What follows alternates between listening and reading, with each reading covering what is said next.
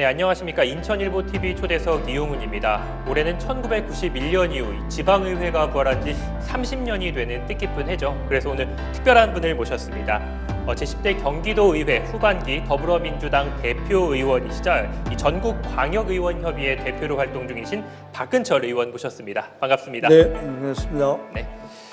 먼저 지난해 12월이죠. 네. 이 지방자치법이 개정이 됐는데 이 네. 개정된 지방자치법에 대해서는 어떻게 평가하고 계시는지요? 지방자치가 생긴 32년 만에 새로운 시대를 앞서가는 지방자치법이 바뀐 거라고 봅니다. 거기 안에 좀 여러 가지 이제 열어보면 저희 의회의 내용을 좀 살펴보면 인사권을 독립시킨 부분이나 아니면 또 우리 정책 인력을 전문 인력을 좀 도입하는 부분, 또 이런 부분들, 그리고 지방 입법권에 대한 권한을 좀 강화시킨 부분, 뭐 이런 부분들이 지방의 발전을 위해서도 진일보했다.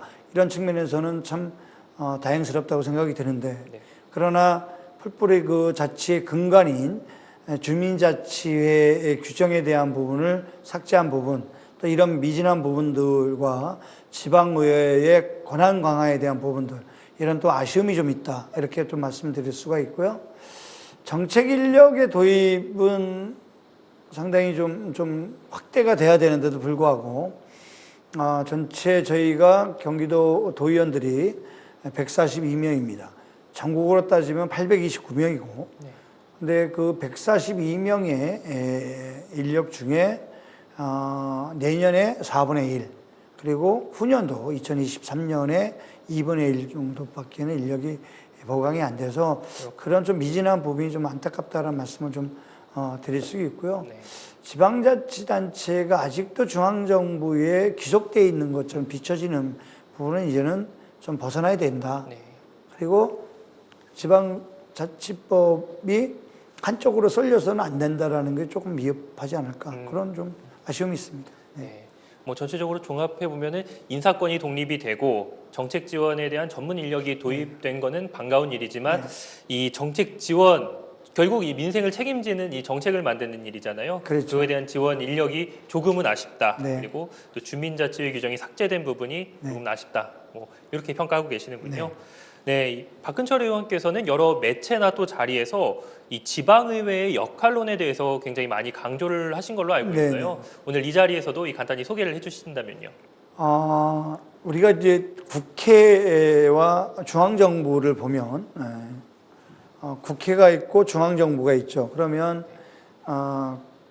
중앙정부의 모든 권한을 국회가 관리감독을 하게 되고 양쪽의 바퀴가 같이 굴러가게 돼 있죠. 근데 지방정부도 마찬가지로 국회와 같은 논리의 구조로 돼 있는데, 지방자치단체장이 있고 지방의회가 있으면 지방자치단체장 밑에 모든 지방의회의 예산권, 인사권, 조직권이 다 이 밑에 귀속돼 있었어요, 과거에.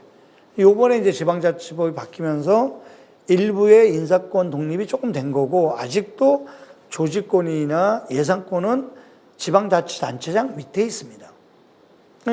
그렇게 되면 모든 것이 끌려갈 수밖에 없는 구조죠. 그러니까 양쪽의 바퀴가 같이 굴러가려고 한다면 지방의회법이 독립적으로 가야지만 견제와 감시가 되고, 그렇게 돼야지만 일정 정도를 견제할 수 있는 기능이 된다는 생각이 지방의회법의 기초입니다. 네.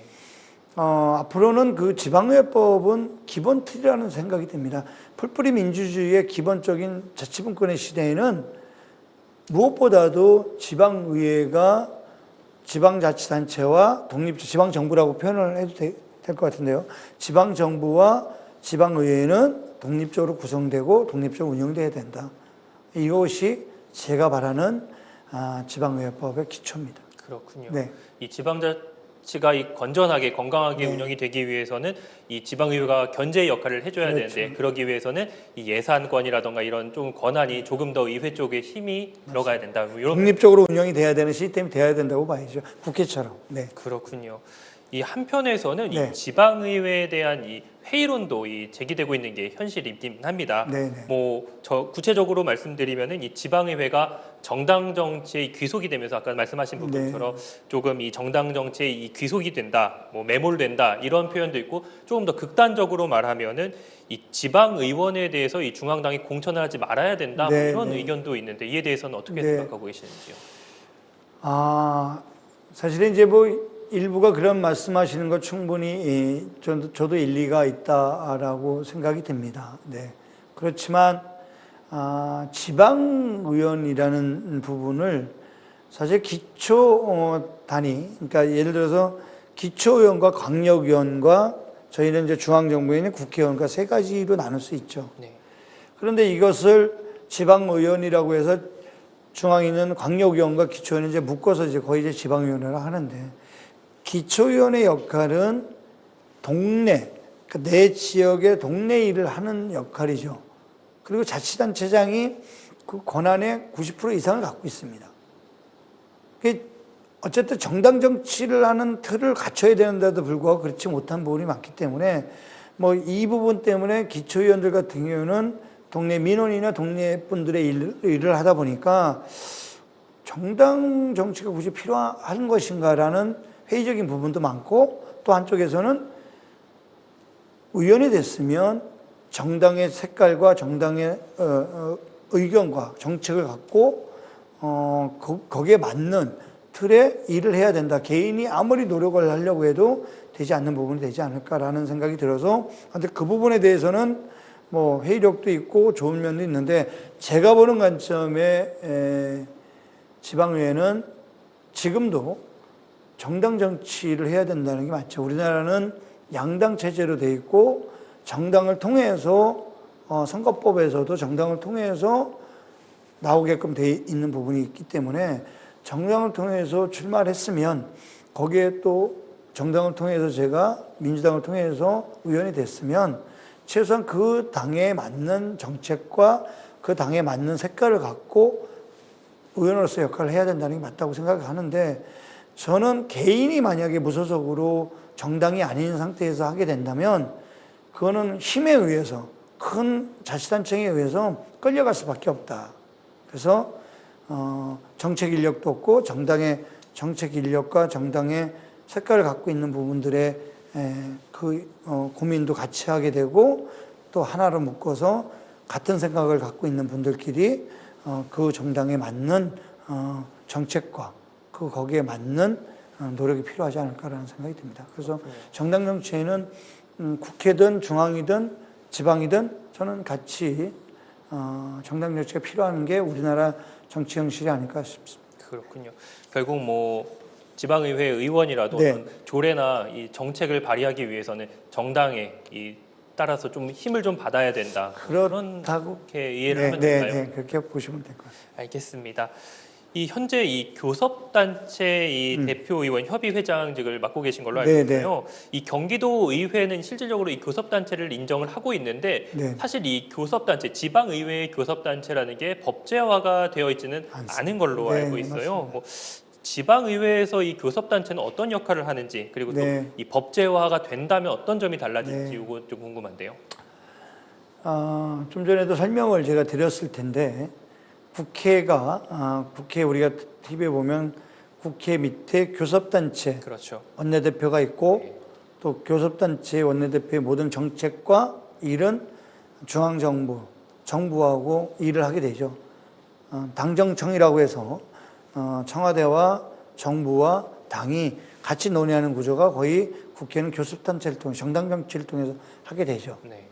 그거하고 마찬가지로 교섭단체라는 것은 좀 전에 우리 사회자님이 질문을 하셨지만 그것이 필요한 게 정당정치라고 합니다. 그런데 지방의회는 정당정치라는 걸 할 수 없는 구조를 만들어 놨어요. 네. 그걸 30년 동안 이렇게 만들어 놨어요.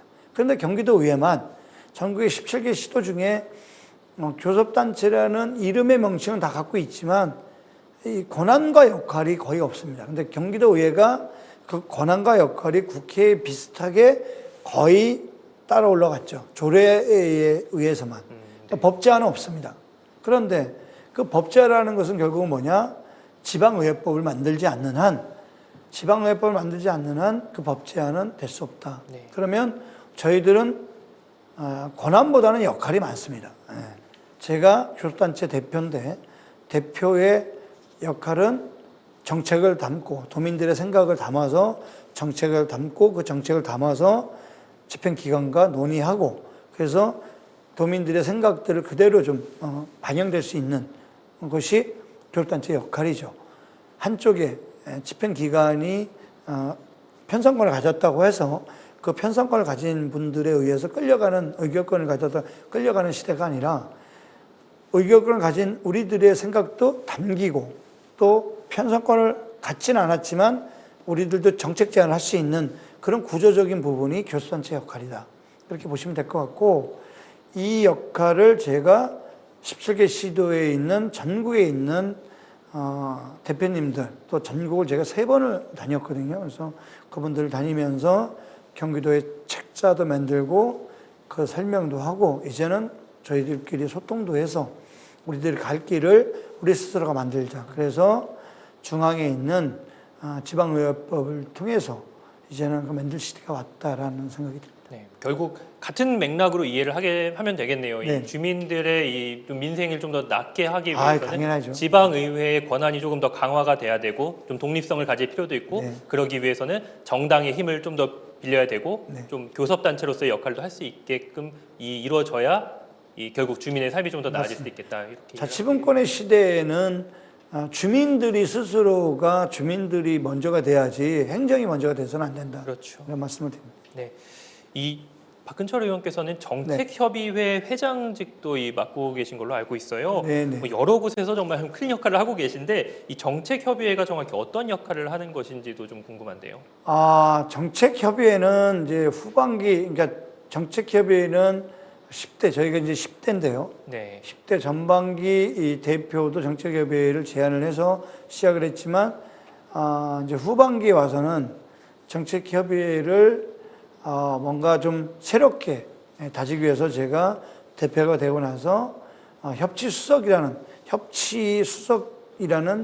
부대표단을 좀 신설을 했습니다. 그래서 교육청하고 소통도 하고 도청과도 소통하는 그런 기틀을 좀 만들려고 했고요. 네. 그래서 지난해 8월 21일 날 정책협의회를 제가 이제 출범을 했죠. 그래서 이제 교육청과 도청을 광범하게 좀 확대를 시켜서 도민의 삶을 좀 더 좀 질도 높이고 또 도민들하고 더 가깝게 다가갈 수 있는 정책을 좀 만들자. 그런 틀에서 시작을 했다는 말씀을 좀 드리고요. 네. 무엇보다도 이제 정책협의회는 전체가 모여서 하는 거고 그거보다 더 실효성 높이기 위해서 정책조정회의라는 것을 만들었습니다. 정책조정. 네네. 네. 그래서 정책조정회의를 만들어서 그것이 이제 실무협의 기구죠. 그러니까 정책협의회가 있고요. 그 밑에 정책조정회의라는 기구를 만들어서 그 정책조정회의는 저희가 이제 정책 제안을 도민들이나 아니면 의원님들한테 이제 정책 제안을 받잖아요. 그것을 저희가 받아서 도청하고 그다음에 교육청의 실무국들끼리 저희들끼리 모이죠. 모여서 정책 조정회의를 합니다. 전체가 모여서 그 회의를 통해서 정책 제안을 던지고 그걸 통해 토론을 통해서 거기 나오는 안을 갖고 그것이 결정이 되면 그걸 다시 상임위로 내려보내서 예산안을 짜고 예산을 짜면 그것을 통과시키는. 그래서 결국은 집행기관인 경기도만 예산안을 편성하는 것이 아니라 이런 정책조정회의와 정책협의회를 통해서 저희들이 제안해서 결국은 그 예산 정책이 반영이 되고 그 예산안이 통과가 되고 도민들에게 현실적으로 반영이 되는. 그래서 작년에만 저희들만 한 것이 1,000억이 넘습니다. 그렇군요. 작년 예산안에. 그래서 그런 부분들을 올해는 더 확대시킬 예정이고요. 네. 아마 이번 10월 달에도 지금 정책 조정회의가 또 있습니다. 네. 네. 자, 이제 민생 얘기를 조금 네, 나눠볼까 네. 합니다. 뭐 경기도뿐만 아니라 현재 정말 전국의 모든 이 지역 경제가 네. 심각한 상황이죠. 구조적인 분권도 중요하지만 이 지역민들의 먹고 사는 문제를 의회가 외면할 수는 없을 것 같은데요. 네, 네. 지방이 살아날 방안에 대해서 고민하신 바가 있다면 좀 소개해 주시죠. 무엇보다도 이제는 서울을 중심으로 하는 시대는 지났다. 네. 저는 이제 경기도 도의원이고 네. 그리고 인천일보 와서 하는 거니까 수도권만을 갖고 얘기를 좀 하겠습니다. 그렇죠. 네. 서울시 인구가 970만이 지금 빠졌습니다. 인천시가 300만이 넘죠. 경기도 인구가 지금 1,400만을 지금 육박하고 있습니다. 그러면 서울, 경기, 인천 인구가 거의 60%가 넘는데 그 60%가 넘는 인구의 중심을 수도권이라고 묶여 있는 이 상황에 거의 대부분이 서울을 중심으로 있는 시대였죠, 과거에. 네. 뭐 국가 전체가 그랬죠. 이제는 그런 시대는 좀 빠져야 된다. 그래서 서울의 모든 중심이 되다 보니까 버스 노선 하나가 서울로 들어가려고 해도 서울의 승인을 받아야 되는 시대가 왔습니다. 그래서 이제는 2중, 3중으로 되어 있는 그런 규제들도 좀 풀고 수도권이 같이 맞물려서 함께 해야 된다는 시대가 왔다. 네. 인구가 수도권 인천과 경기도가 1,700만이 사는데 서울의 인구의 거의 2배가 사는데도 불구하고 모든 규제는 서울을 중심으로 있다라는 부분이 이제는 좀 그러지 말아야 되는 시대가 왔고요. 네. 그래서 수도권은 이제 함께 가야 되는 시대라는 말씀을 좀 꼭 드리고 싶고, 네. 이제는 함께 해야 된다. 그렇게 서울도 일정 정도 권한을 지방에 좀 내려놔야 되고, 또 그 내려놓은 권한을 함께 쓸 수 있어야 된다라는 생각을 좀 가지고요. 이번 경기도와 인천도 그렇지만 경기도의 위상도 많이 올라갔습니다. 많이 올라갔기 때문에 이제는 서울 중심으로 가는 것보다는 서울, 경기, 인천이 함께하는 시대로 갔으면 좋겠다라는 게 저희 개인적인 생각이고 네. 앞으로 경기도의 역할도 그렇게 가려고 노력하고 있습니다. 그렇군요. 뭐 정말 수도권이 이 서울 중심으로 돌아가는 구조가 바뀌어야 된다 이 말에는 네. 크게 공감을 하고 있습니다. 사실 뭐 문화 인프라, 교통 인프라 같은 것들이 거의 이제 서울 중심으로. 네. 뭐 인천만 하더라도 사실 문화에 낙후됐다. 네. 경기도도 마찬가지고요. 아이고. 접경 지역 같은 경우는 말할 것도 없죠. 네, 이 공감을 합니다. 하나 더 얘기하자면 거의 서울의 그 안 좋은 시설들은 다 인천, 경기로 다 몰려 있습니다. 시설 같은 네. 거 말씀하시는 거죠. 이런 부분들에 대한 부분들이 가슴이 아프죠. 그런데 이것을 이제는 떠넘기기보다는 이제 함께 고민하는 시대가 왔다. 그런 말씀을 드리고 싶습니다. 의원님 말씀에 공감을 하는 바입니다. 네. 이 4차 산업혁명 시대 지역 경쟁력을 높이기 위해서 경기도가 이 방점을 찍고 추진하는 경제 정책들은 어떤 게 있을까요? 네. 4차 산업혁명은 이제 사실은 코로나19 감염 사태 이후에 가속화되고 있죠. 네.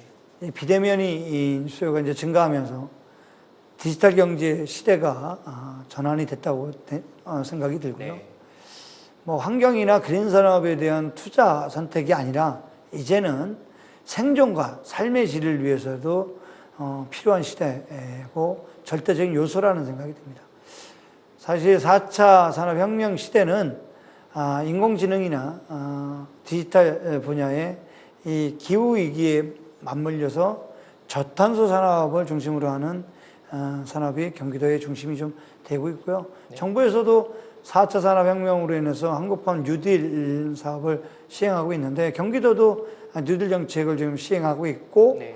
그 뉴딜의 디지털, 그린, 휴먼의 세 가지 분야에 100개 사업 정도를 지금 시행하고 있고 네. 또 제가 제안을 해서 경기도 더불어민주당 교섭단체 차원에서 K경기 뉴딜 추진위원회를 구성해서 경기도형 뉴딜 정책을 성공적으로 지금 추진하고 있고 4차 혁명 시대에 맞는 길을 저희들이 나름 경기도의회에서 준비하고 있다고 말씀드릴 수 있습니다. 그렇군요. 뭐 디지털 경제 전환 그리고 네. 친환경 사업으로의 개선 이런 것들 말씀해 주셨는데 이 경기도형 이 뉴딜 정책 뭐 세 가지 분야에 100개 사업을 추진하고 있다고 네네. 하셨는데 조금 더 자세히 들어보고 싶은데 뭐 다음에 기회가 된다면 네. 조금 더 자세히 들어보도록 불러주시면 하겠습니다. 한번 또 자세하게 설명드릴 네. 기회가 있으면 좋겠습니다. 의원님께서 이 코로나 상황 말씀해 주셨는데 네. 정부가 이르면은 이달 말 아니면은 다음 주 초 정도에 이 위드 코로나 정책을 네. 발표할 것으로 전망을 하고 있습니다. 그렇다면 이 경기도민의 민생과 삶의 질 향상을 위해서 준비하고 있는 고민은 어떤 게 있으신지요?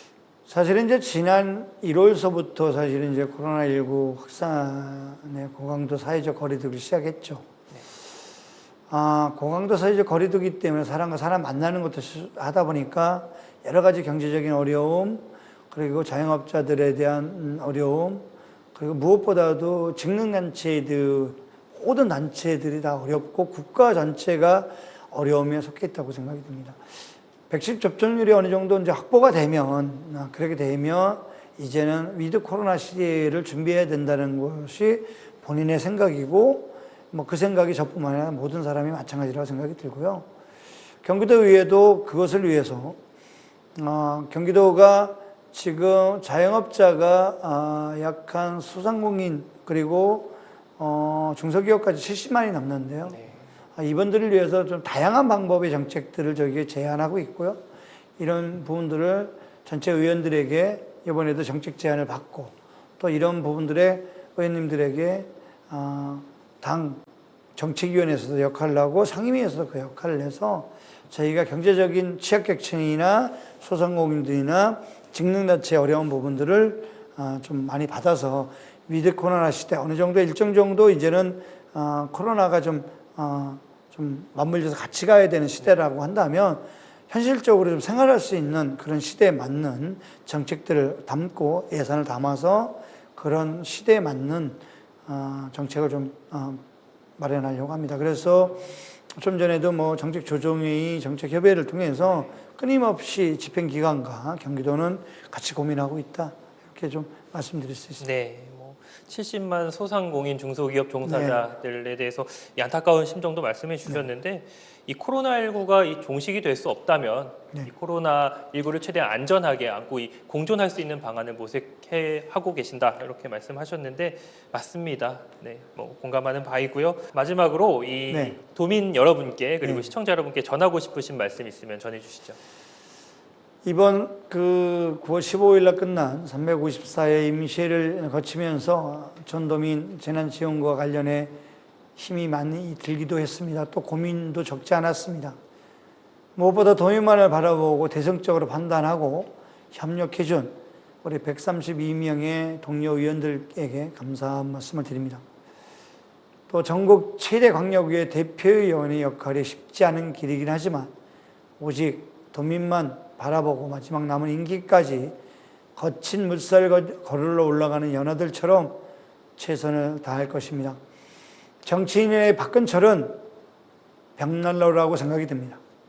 경기도의 더불어민주당의 다양한 정책들이 코로나19로 힘든 시기를 보내고 있을 도민들에게 따뜻한 온길이 되길 바라는 마음과 그리고 이 자리를 빌어서 모든 우리 경기도민들에게 다시 한번 감사의 말씀을 드립니다. 고맙습니다. 네, 감사합니다. 마지막에 말씀하신 벽난로라는 말이 굉장히 의미가 있게 다가오네요, 저한테. 뭐, 도민 여러분, 주민 여러분께 정말 벽난로처럼 따뜻한 온기를 전해주시는 의원님이 되시길 기대해 보겠습니다. 오늘은 이 박근철 더불어민주당 전국광역의원협의회 대표 모시고 이 지방의회의 역할과 이 중요성에 대해서 이야기 나눠봤습니다. 자, 그럼 인천일보TV 초대석은 다음 시간에 다시 찾아뵙겠습니다. 시청해주신 여러분 고맙습니다.